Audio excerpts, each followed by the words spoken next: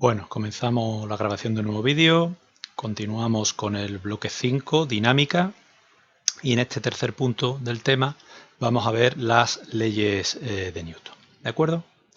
Bien, las leyes de Newton están recogidas en un libro, el Principia Matemática de la Filosofía, Principio Matemático de la Filosofía Natural, aquí tenéis su nombre en latín, de 1684, en el que Isaac Newton recoge una serie de ideas desde el punto de vista físico y desde el punto de vista matemático también, pero las que a nosotros nos van a interesar fundamentalmente son las relacionadas, en este caso, con la dinámica, con las leyes de la dinámica. En esa obra recoge las leyes de la dinámica, que vamos a ver, primera, segunda y tercera ley, la ley de gravitación universal, y además explica descubrimientos ya hechos por otros científicos. Por ejemplo, Kepler, en sus leyes, se conocen como las leyes de Kepler, del movimiento de los astros alrededor del Sol, pues él describe ese movimiento, una serie de leyes, pero la causa de ese movimiento, que es la fuerza gravitatoria, pues no la justifica, no es capaz de explicar el por qué ocurre. Eso es Newton el que explica ese tipo de movimientos, indicando que es la fuerza gravitatoria. Galileo recoge esos estudios sobre la fuerza. De hecho, el primer principio o la primera ley de Newton es básicamente propuesta por Galileo Galilei y le otorga el rango, repito, de primera ley en sus leyes de la dinámica. Y además, bueno, pues define conceptos como el de fuerza y masa, la diferencia que hay, y propone que son, insisto, las fuerzas las causantes de los movimientos de los sistemas. ¿De acuerdo? Le preguntaron en su momento a Isaac Asimov, un físico importante que escribe muchos libros, ha escrito muchos libros divulgativos de física, que cuál era pensaba que era el científico más importante de la historia. Y su respuesta fue que si le hubieran preguntado cuál era el segundo científico más importante de la historia, pues hubiera tenido dudas entre Bohr, Einstein, Rutherford, pues un montón de científicos, ¿no? Pero que si le preguntaban por el científico que él consideraba que había sido más importante a lo largo de la historia, pues no tenía ninguna duda que había sido Isaac Newton. ¿De acuerdo? Bien, continuamos. Primera ley de Newton o principio de inercia. Para llegar a esta primera ley de Newton o principio de inercia, primero vamos a ver qué ideas había antes de Galileo Galilei y qué idea propone Galileo Galilei. Porque repito que la primera ley de Newton o principio de inercia básicamente está recogida de los estudios de Galileo Galilei, y Newton lo que hace es darle a esos estudios rango de ley. ¿De acuerdo? Y con ella vamos a tratar de explicar cosas muy sencillas, pues cómo, por qué se mueve un carromato tirado por bueyes, o por qué se detiene una bola que se desliza por el suelo. Algo, situaciones cotidianas que nos parece pues de lo más normal del mundo, pero hay que explicar por qué ocurre. Bien, lo primero es irnos a los filósofos griegos, que siempre son nuestros referentes, ¿de acuerdo? En ciencia y en todo son casi nuestros referentes porque son los primeros que se dedican al estudio.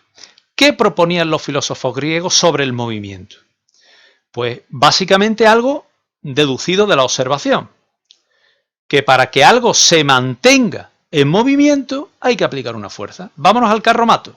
El carromato, para que se mantenga en movimiento, los bueyes tienen que tirar de él. Si no tiran de él, el carro se para. Entonces, para los filósofos griegos había una relación directa entre fuerza y velocidad. Fuerza y velocidad eran proporcionales. Si yo aplico una fuerza, aparece una velocidad en la misma proporción. ¿De acuerdo? Es imposible que algo se mueva si no está actuando una fuerza. ¿De acuerdo? Algo, repito, basado en la evidencia, en la experimentación. Si yo, repito, no tiran los bueyes del carromato, el carromato no se mueve. ¿De acuerdo? Fuerza, movimiento. Algo muy lógico. Pero, ¿qué propone Galileo Galilei?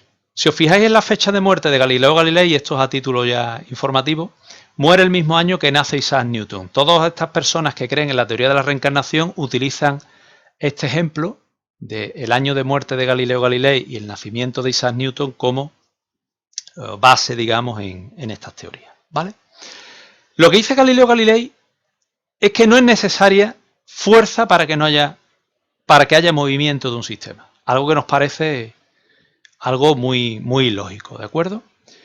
En concreto no es que no haga falta que haya fuerza, hablaremos de fuerza resultante, pero no me quiero anticipar. Es decir, lo que viene a decir Newton es que yo puedo tener un objeto en movimiento sin que haya fuerzas que actúen sobre él. Y eso choca muchísimo. Si actúa una fuerza sobre él, que llamaremos después resultante total, lo que voy a cambiar es el estado de movimiento del sistema. Si iba a una velocidad, le voy a cambiar su velocidad. Si estaba quieto, voy a hacer que se mueva. Si estaba en movimiento, puedo hacer que se pare. Pero las fuerzas van a provocar cambios en el movimiento. Y eso intuitivamente es muy difícil de asimilar. ¿De acuerdo? Yo voy a poner todos los ejemplos posibles para que lo entendáis. Y para ello nos vamos a ir al primero. El experimento de Galileo Galilei de la Torre de Pisa. Galileo Galilei proponía que todos los objetos eran atraídos o caían a la superficie terrestre a la misma velocidad.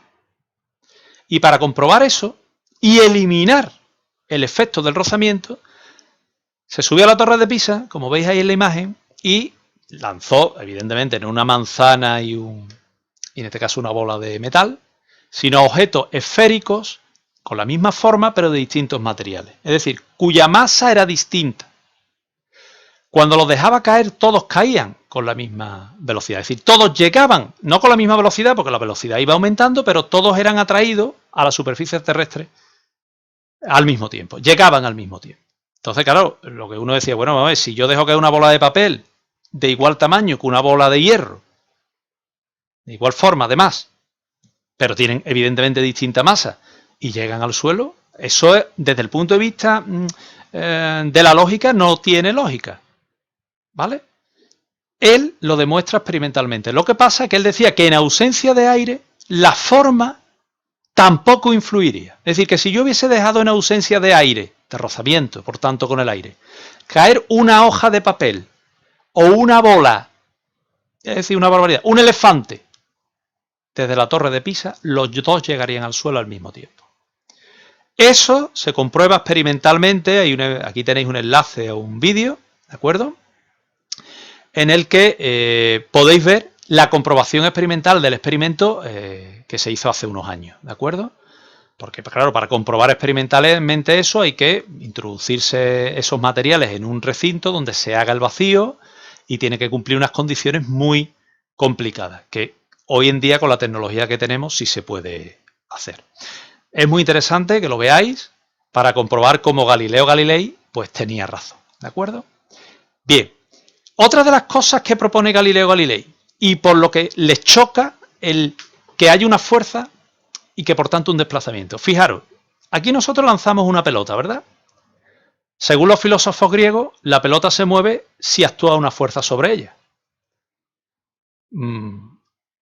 Y cuando va por el aire, ¿qué fuerza está actuando? ¿Qué fuerza está tirando de la bola?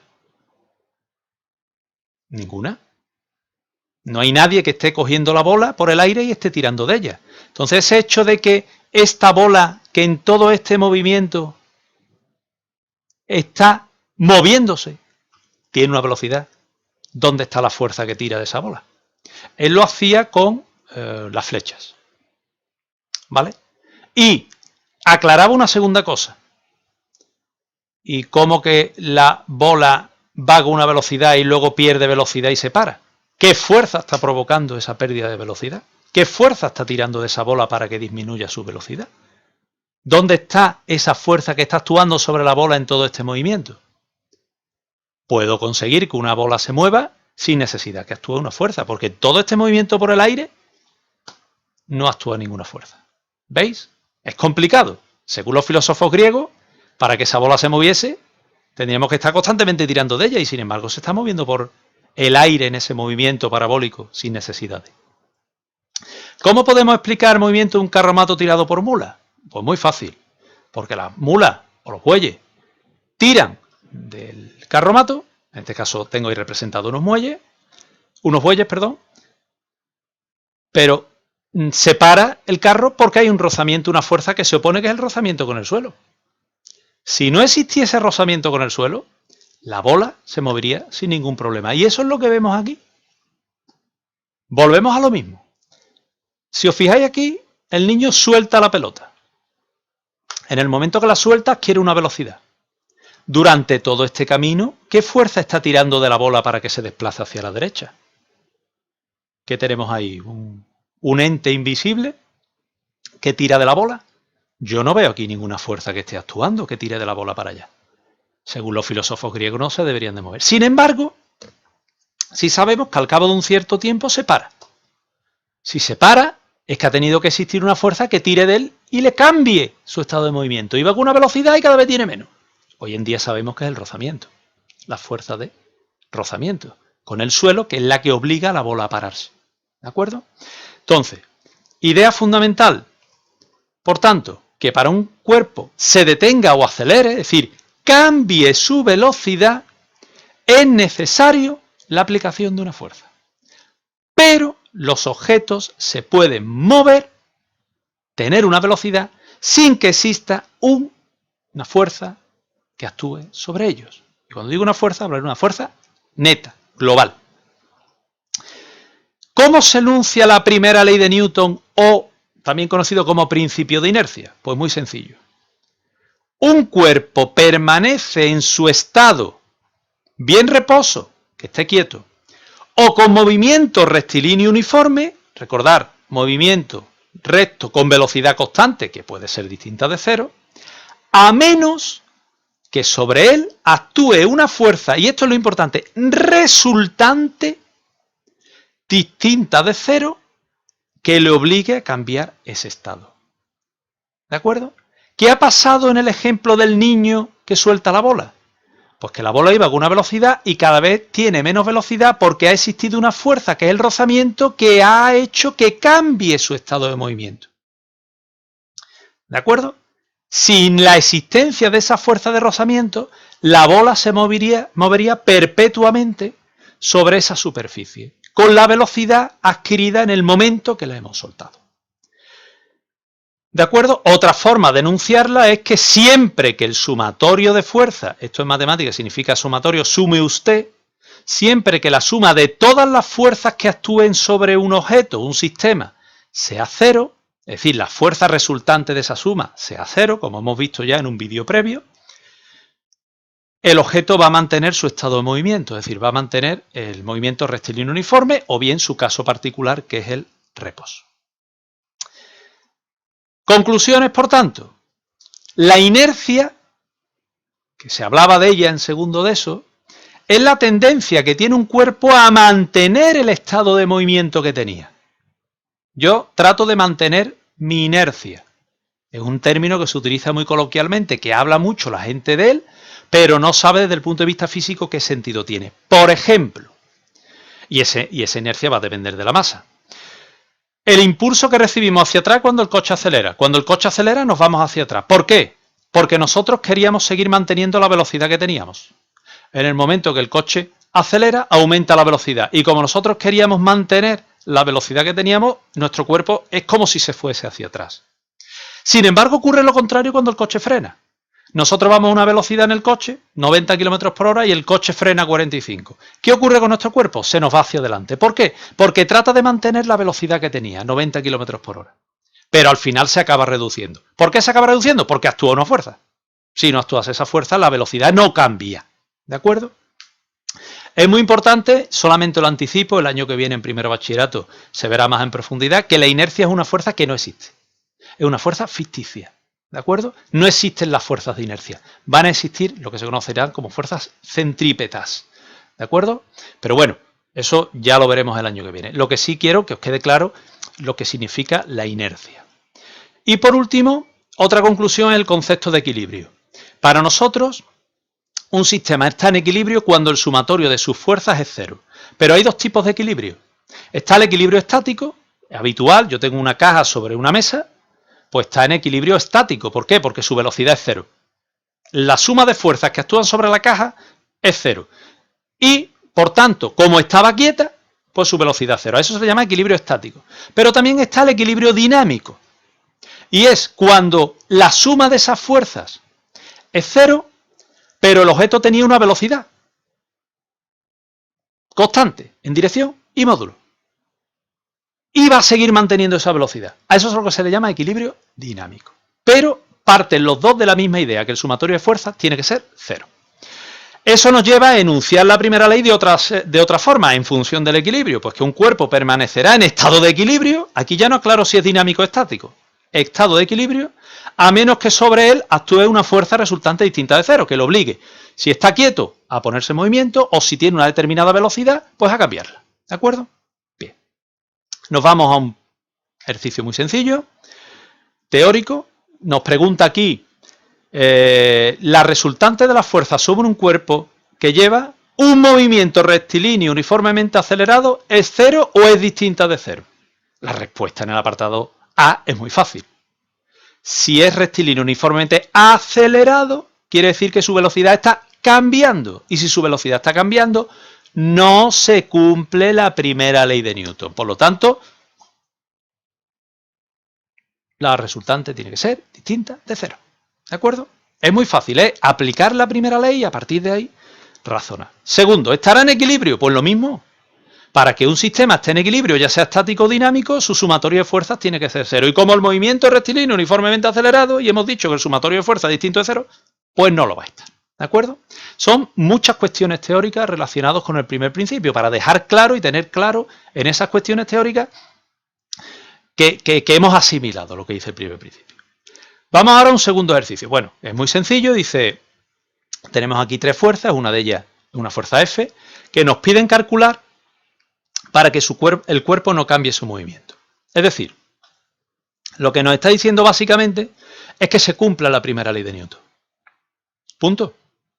Y para que se cumpla la primera ley de Newton, el sumatorio de estas fuerzas tiene que ser cero. Como ya hemos pasado por el punto 1 y 2 del tema, en el que hemos visto cómo se suman fuerzas, pues simplemente lo que hacemos es sumarla. El sumatorio tiene que ser cero para que el cuerpo mantenga su movimiento, no cambie su movimiento. Ahí no nos dice si está quieto o lleva velocidad constante distinta de cero. No, nos dice que mantenga su movimiento, que se cumpla la primera ley. Sumatorio de fuerzas cero. Entonces, ¿qué hacemos? Estas dos fuerzas van en la misma dirección y sentido, bueno, he considerado sentido positivo este, y le restamos la que se opone. Despejamos y la fuerza F tiene que tomar un valor de 2 newton, evidentemente. 2 newton más 1 newton 3, le restamos y nos queda 0. Por lo tanto, sumatorio de fuerza 0 y se está cumpliendo la primera ley. Bueno, la primera ley nos hemos entretenido mucho porque hay que dejar claro el concepto de que la fuerza cambia movimiento y no es la fuerza la responsable de la velocidad. ¿De acuerdo? Fuerza-velocidad, romper ese tabú que es muy difícil de asimilar porque hay una idea preconcebida. Vuelvo a los bueyes tiran del carromato, fuerza-velocidad. Evidentemente, si no hay fuerza, no hay movimiento. Y eso no tiene por qué ser así. ¿De acuerdo? Bien, continuamos con la segunda ley. Hasta ahora hemos dicho, bueno, si el sumatorio de fuerza es cero, se mantiene el estado de movimiento. La segunda ley nos responde a, bueno, ¿y si el sumatorio de fuerza no es cero, qué pasa? Porque no siempre va a ser sumatorio de fuerza cero. Tendrá que pasar algo. Si el sumatorio, o siempre va a ser cero. Pues la segunda ley de Newton lo que nos dice que es lo que pasa. Cuando se aplican fuerzas a un cuerpo, ¿vale? Sobre él va a aparecer una aceleración. Es muy sencillo. Si el sumatorio de fuerza es cero, la velocidad es constante. Pero si el sumatorio de fuerza es distinto de cero, la velocidad no es constante. Y si no es constante, es que hay una aceleración. Ya lo hemos visto en el tema de cinemática. La aceleración aparece cuando hay un cambio en la velocidad. Lo que hace Newton es relacionar esa fuerza con la aceleración a través de la masa.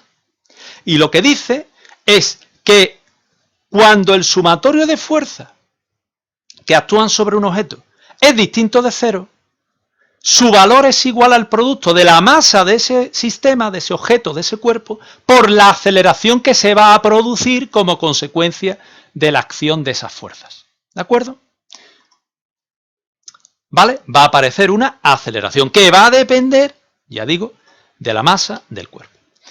Esto también nos permite definir el newton como unidad de fuerza. Fijaros, si yo pongo aquí un newton, aquí pongo 1 kilogramo y aquí pongo 1 metro por segundo al cuadrado, puedo definir perfectamente el newton. ¿Qué va a ser el newton? El newton, un newton, es la fuerza que habrá que hacer para que un objeto de 1 kilogramo de masa, como tenéis ahí escrito, adquiera una aceleración, de 1 metro por segundo al cuadrado. O sea que kilogramo por metro segundo al cuadrado es Newton. La segunda ley de Newton es una ley de rango superior a la primera ley, porque de la segunda ley podemos llegar a la primera. Si yo parto de la segunda ley de Newton y digo, el sumatorio de fuerza igual a masa por aceleración, pero si el sumatorio de fuerza es 0, ¿qué pasa? ¿Veis que es un caso particular de la segunda ley? Pues que la aceleración es nula y por tanto la velocidad será constante, y si la velocidad es constante, el movimiento rectilíneo uniforme se cumple la primera ley. ¿De acuerdo? Entonces, recordad, la segunda ley de Newton lo que dice es que cuando el sumatorio de fuerzas que actúan sobre un sistema es distinto de 0, esa fuerza resultante va a ser siempre igual al producto de la masa por la aceleración. Vamos a ver un par de ejercicios muy fáciles. En el ejercicio 1 nos dice que tenemos un camión, ¿veis?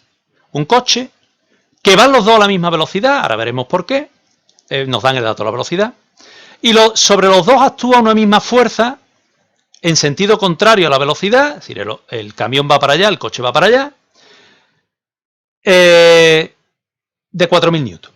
El camión tiene una masa de 3.000 kilogramos y el coche de 1.000 kilogramos. Y nos pide que calculemos la aceleración que sufre cada uno y el tiempo que tarda en pararse. Porque claro, una vez que calculamos la aceleración, podemos aplicar las ecuaciones de la cinemática. ¿De acuerdo? Rectilíneo uniformemente acelerado. Ahora lo veremos. Lo primero es el cálculo de la aceleración. Y para el cálculo de la aceleración aplicamos la segunda ley de Newton a cada objeto. Lo vamos a hacer primero para el camión. ¿Cuál es la fuerza neta que dice aquí? Resultante que actúa sobre el camión, 4.000 newton. Y va en sentido contrario a mi sistema de referencia, ¿lo veis? Por eso he puesto menos 4.000. La masa es 4.000 kilogramos, pues nos sale menos 1 metro por segundo al cuadrado. Es decir, que sufre una aceleración en sentido contrario de 1 metro por segundo al cuadrado. ¿Qué le ocurre al coche? Pues exactamente igual, solo que ahora la masa es de 1.000 kilogramos. Bueno, pues la aceleración, menos 4 metros por segundo al cuadrado. ¿De acuerdo? Es decir, la aceleración que va a sufrir el objeto, aunque la fuerza sea la misma, como hemos visto, depende de la masa que tienen. Como la masa del camión es más grande, pues la aceleración que sufre es más pequeña. ¿De acuerdo? Es más difícil que se detenga un camión cuando aplicamos una fuerza fija a que se detenga una bicicleta, por ejemplo. ¿Por qué? Pues porque como la bicicleta tiene una masa más pequeña, esa misma fuerza aplicada a la bicicleta supone una aceleración de frenado muy grande y por lo tanto se frena más rápidamente. Y eso es lo que vamos a comprobar aquí con el coche y el camión. Para calcular el tiempo que tarda en pararse, lo que vamos a aplicar es la ecuación solo de la velocidad. Ya hemos visto en el tema de cinemática cómo se sacan las ecuaciones del movimiento. El movimiento rectilíneo uniformemente acelerado, pero en este caso no, solamente necesitamos la de la velocidad. Los datos. Posición del camión 0, eso ya lo sabíamos, pero no lo vamos a aplicar. Tiempo inicial 0, velocidad inicial 20 metros por segundo, va a favor, ¿veis?, de mi sentido positivo del sistema de referencia. Y la aceleración la acabamos de calcular a través de la segunda ley de Newton y vale menos 1. Obtenemos la ecuación del movimiento, vemos velocidad inicial 20, aceleración menos, el tiempo inicial es 0, pues será 20 menos t. Como nos dicen tiempo que tarda en pararse, la condición que ponemos es que la velocidad sea 0 cuando se detiene. Sustituimos en la ecuación y vemos que tarda 20 segundos. Vamos al coche. Pues evidentemente el coche va a tardar menos tiempo en pararse. ¿Por qué? Pues porque lo único que va a cambiar respecto al camión es que su aceleración de frenado es mayor, de disminución de la velocidad. Por lo tanto, cuando yo haga el cálculo, porque lo que voy buscando cuando se detiene, en lugar de 20 segundos, pues va a tardar 5 segundos. ¿Vale? Como veis, muy sencillo. Y además veis cómo se puede relacionar la dinámica con la segunda ley de Newton, el cálculo de aceleración, con la cinemática, movimiento rectilíneo uniformemente acelerado. ¿Vale? Y por último, un problema eminentemente teórico. Nos dice que tenemos un cuerpo de 7 metros por segundo al cuadrado y que su masa es 300 gramos. Nos pide que calculemos la fuerza que se aplicó. Lo mismo, segunda ley de Newton, ¿vale? Esa fuerza que se aplicó, que será una fuerza resultante, por eso he puesto aquí FR, resultante de la suma de todas las que hubiese sobre el objeto que han provocado esa aceleración sobre esa masa, pues va a ser igual a la masa por la aceleración. Ojo que tiene que estar todo en unidades simplemente nacional, por eso he puesto 0,3 kilogramos. 0,3 por 7, pues 2,1 newton. ¿De acuerdo? La fuerza valdrá 2,1 newton. Nos dice ahora que qué ocurrirá si la masa fuese la mitad. Muy fácil. Yo me voy a la ecuación, aquí está. Si esta masa, en lugar de tener el valor que tiene, vale la mitad, quiere decir que la fuerza resultante tiene que valer la mitad, porque fuerza y masa son directamente proporcionales. Por lo tanto, no hay que hacer ningún cálculo. La fuerza resultante va a ser la mitad, porque la masa del objeto se ha reducido a la mitad. No nos han dicho que tocamos la aceleración. Vamos al C. Dice ahora, ¿qué ocurrirá si la aceleración fuese el doble? Otra vez me voy a la ecuación. Y digo, parto de esta ecuación. Si la aceleración ahora es el doble, si estoy multiplicando por 2 este producto, pues la fuerza resultante tiene que ser el doble, pasa a ser 4,2 newton. ¿De acuerdo? No hace falta hacer el cálculo numérico. Y vamos al D. Dice, ¿qué ocurriría si la masa fuese la mitad y la aceleración el doble? Bien, yo he puesto aquí que de aplicar otra vez la segunda ley de Newton, se deduce que si la masa se reduce a la mitad y la aceleración se hace el doble, la fuerza va a quedar igual.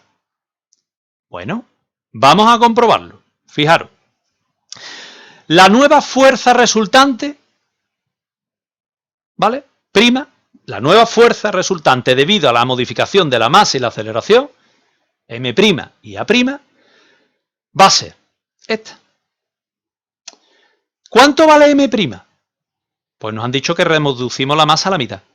Pues un medio de la que teníamos antes. ¿Cuánto vale la nueva aceleración? 2 veces la que teníamos antes, porque nos dice que la duplicamos. Sustituimos en la ecuación. Donde pone M', yo pongo que es la mitad de la que tenía antes. Y donde pone la aceleración prima, pongo 2 veces la que tenía antes. Cuando yo hago este producto, veo un medio por 2 se va y me queda masa por aceleración. ¿Qué masa y qué aceleración? La que teníamos antes. Por lo tanto, si esa es la masa y la aceleración que teníamos antes, ese producto es la fuerza que teníamos inicialmente. Es decir, la nueva fuerza como consecuencia de las modificaciones que hemos hecho en la masa y la aceleración es la numéricamente coincide con la que teníamos previamente. Es decir, una duplicación de la aceleración y una reducción a la mitad de la masa ha provocado que la fuerza resultante siga siendo la misma. Y por último, para finalizar, vamos a la tercera ley de Newton, que aunque os parezca ya mentira, es la más difícil de entender. ¿Qué dice la tercera ley de Newton, también conocido como principio de acción y reacción? Pues que siempre que hay una interacción entre dos cuerpos se ejercen dos fuerzas. Una aplicada en un cuerpo y otra aplicada en el otro. Es decir, las fuerzas no van a estar aplicadas sobre el mismo objeto. ¿Vale? Ahora veremos muchos ejemplos. Que van a ser iguales en módulo. Van a estar en la misma dirección. Pero van a tener sentido contrario.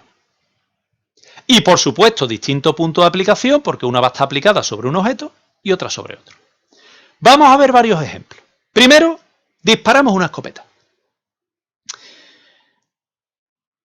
Si alguna vez habéis disparado, sobre todo una escopeta de cartucho, evidentemente una escopeta de balines no se observa.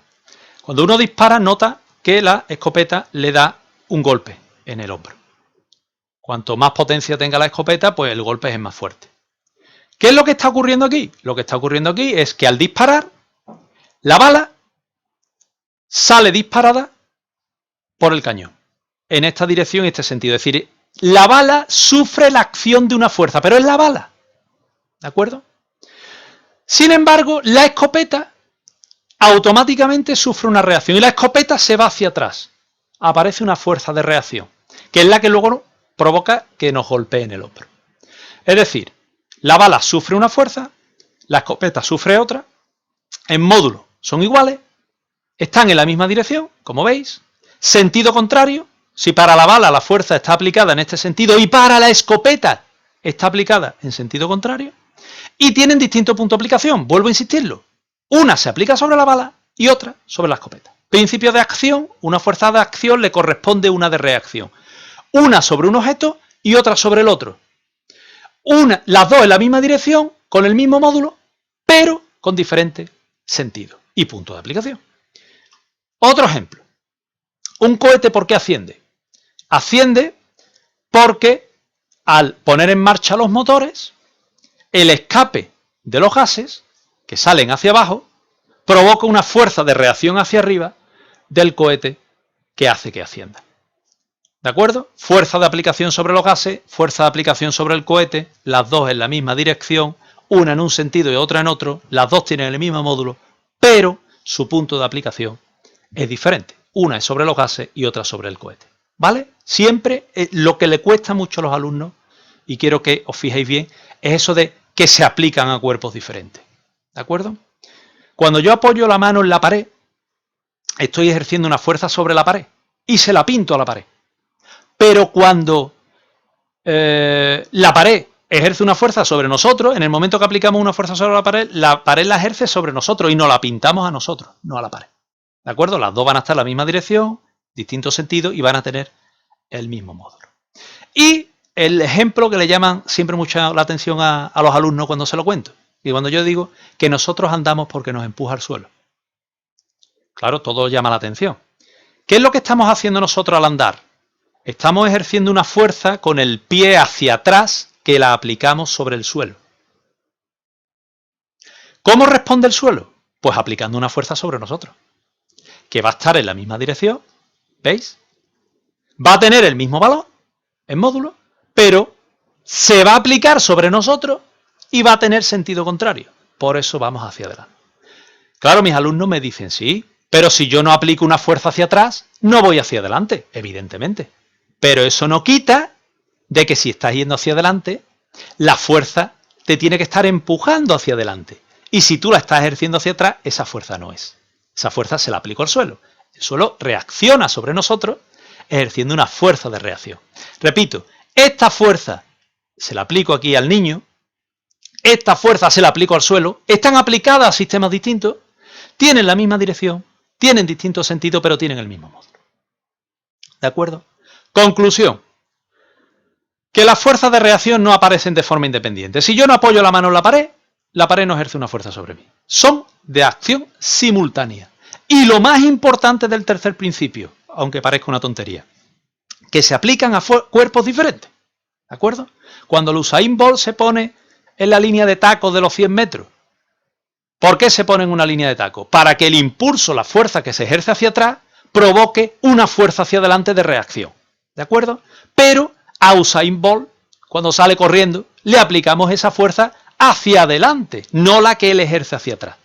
La de reacción de los tacos sobre, en este caso el corredor, Usain Bolt. ¿De acuerdo? Muy importante que tengáis claro eso. Vale, nosotros hemos dicho que las fuerzas son iguales en módulo, pero ¿el efecto es el mismo? Es decir, ¿sobre mí y sobre el suelo el efecto producido es el mismo? Pues no es el mismo, no es el mismo, lo vamos a ver ahora mismo. Aquí tenemos un elefante y una hormiga que chocan los dos. La hormiga va a ejercer una fuerza sobre el elefante que va a ir en esta dirección y en este sentido. El elefante va a ejercer una fuerza sobre la hormiga que va a ir en esta dirección y en este sentido. Si os fijáis, esta fuerza se la he pintado al elefante y esta fuerza se la he pintado a la hormiga. Las dos van a ser iguales en módulo. Vamos a suponer que son 100 newtons. Pero intuitivamente todo el mundo piensa, la hormiga va a salir disparada y el elefante no. Se va a quedar quieto, el elefante ni se va a enterar.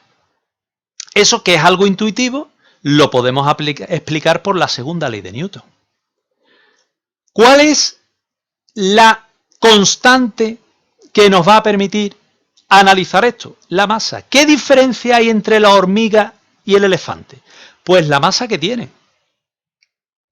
Como la fuerza que va a actuar sobre el elefante y sobre la hormiga en módulo es la misma, aquel que tenga una mayor masa va a sufrir una aceleración menor. Por lo tanto, el elefante tiene una masa tan grande que sobre la acción de una fuerza de 100 newton, pues le va a provocar una aceleración de 0,000000. ¿De acuerdo? Sin embargo, para la hormiga tiene una masa tan pequeña que una fuerza de 100 newton sí le va a provocar una aceleración muy grande. Por lo tanto, le va a provocar un cambio en su velocidad. ¿De acuerdo? Va a salir disparado hacia atrás con una determinada velocidad. ¿De acuerdo? Es decir, que las fuerzas son iguales en módulo, pero sus efectos son diferentes porque dependen de la masa del objeto o del sistema sobre el que actúa. Por eso, cuando la famosa manzana de Newton, cuando cae la manzana, cae por la acción de una fuerza, que es la fuerza gravitatoria.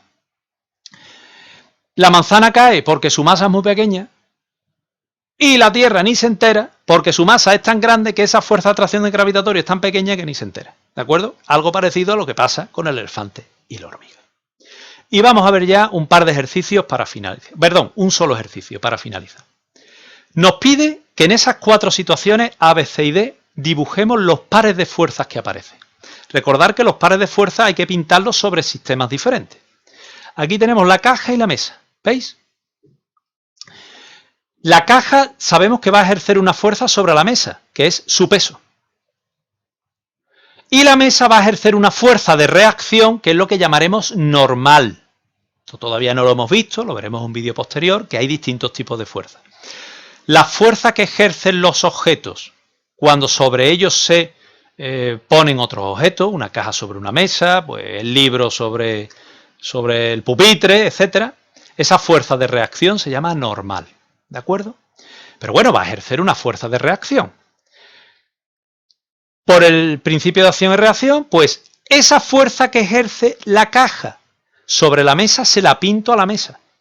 ¿Veis? Sin embargo, la reacción de la mesa se la pinto a la caja. Irán las dos en la misma dirección y sentido contrario. Valdrán las dos lo mismo. Pero su módulo, repito, es el mismo, pero están aplicadas, repito, a distintos objetos. La normal sobre la caja y el peso sobre la mesa. Vamos ahora al segundo caso, la persona que tira.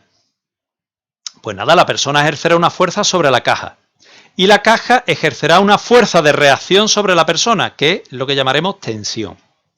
¿Veis? La persona tira y al tirar está ejerciendo una fuerza que se la pinto a la caja, una fuerza F. Pero la caja ejerce una fuerza de reacción, que en este caso vamos a llamar tensión, que es la fuerza que aparece cuando tenemos cuerpos enlazados a través de cuerdas, cadenas, etc.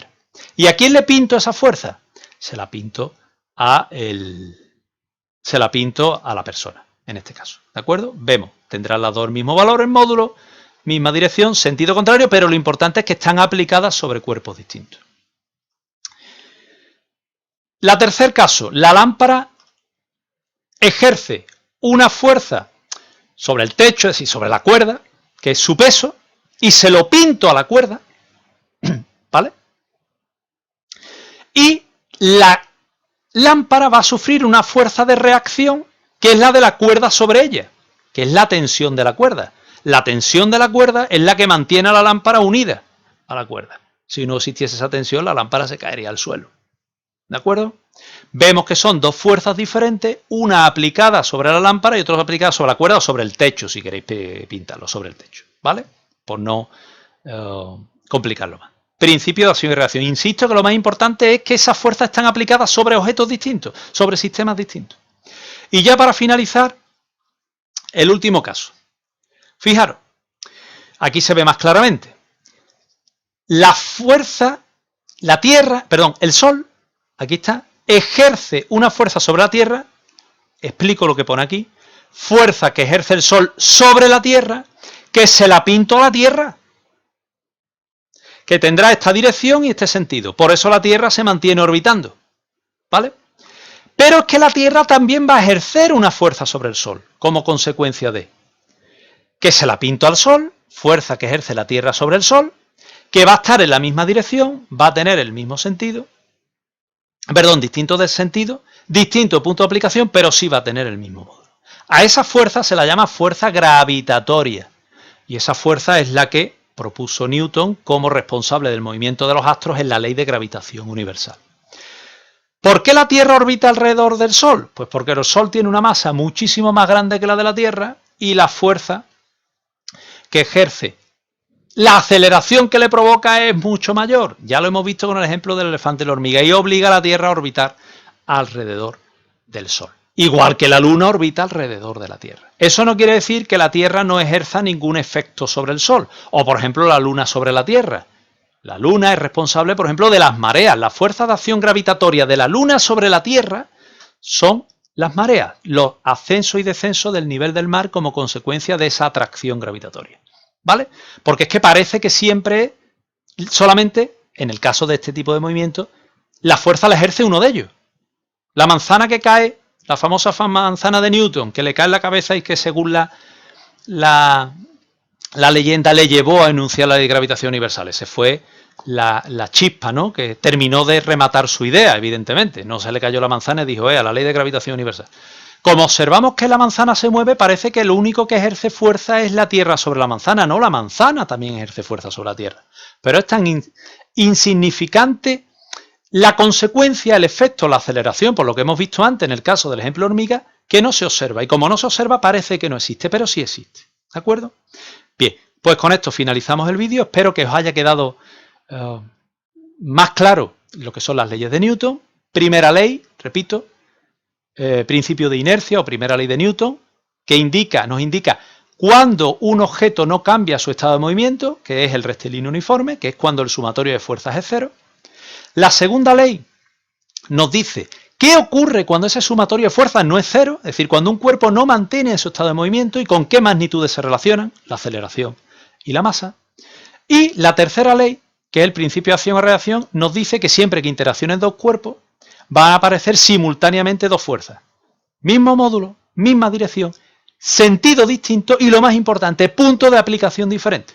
Y hemos visto distintos ejemplos del tercer principio e incluso este ejercicio en el que hemos visto distintas situaciones y hemos pintado las fuerzas de acción y reacción, incluso en algunos casos las hemos dicho qué tipo de fuerza aparece, como en este último caso la fuerza gravitatoria o la tensión en el caso de la cuerda o la normal en el caso de la caja sobre la mesa.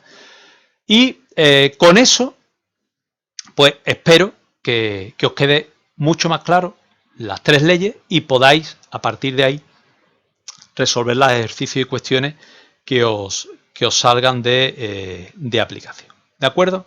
Bien, pues con esto finalizamos el vídeo.